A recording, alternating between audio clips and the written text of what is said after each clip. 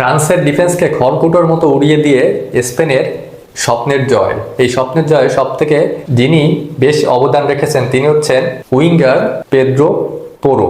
Wing দিয়ে বিদ্যুৎ গতিতে আক্রমণে উঠে এসে ফরাসিদের কফিনে শেষ ব্রেক ঢুকালেন ফুলব্যাক পেদ্রো পোরো। আর এই মহাকাব্যের পিছনে কার হাত ছিল জানেন? মাঠের সেই চেনা জাদুকার লামিন ইয়ামাল এবং দানি ওলমো। এই গোলটি শুধু ম্যাচ জেতায়নি, এই গোলটি ছিল ফুটবল ইতিহাসের এক ট্যাকটিক্সের এক দার্শনিক প্রদর্শন। চলুন গোলটি শুরু থেকে বিশ্লেষণ করা যাক। ম্যাচের 58 মিনিটে ডান প্রান্ত উইং ধরে বল নিয়ে চিতার গতিতে এগিয়ে যাচ্ছিলেন স্প্যানিশ বিস্ময় বালক লামিন ইয়ামাল।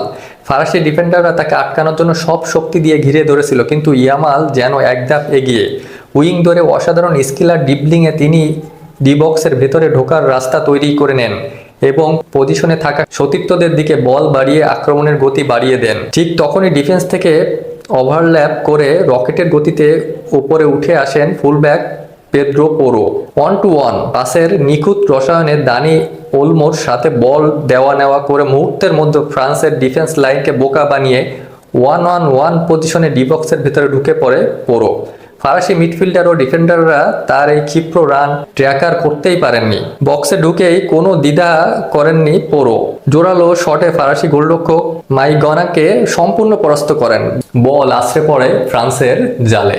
2-0 গোলে এগিয়ে গিয়ে স্পেন যখন নিজেদের ফাইনালে টিকিট একবারে ফিক্সড এবং নিশ্চিত করে নেয়। ডিফেন্ডার থেকে পুরোপুরি স্ট্রাইকারের ভূমিকা অবতীর্ণ হয় পোরোর এই ফিনিশিং ছিল এক কথায় মাস্টার ক্লাস। ইয়ামালের দুর্দান্ত বিল্ড আপ, ওলমোর নিখুঁত অ্যাসিস্ট আর পোরোর বুলেট গতির ফিনিশিং সব মিলে এটি ছিল চলতি বিশ্বকাপের অন্যতম সেরা টিম গোল।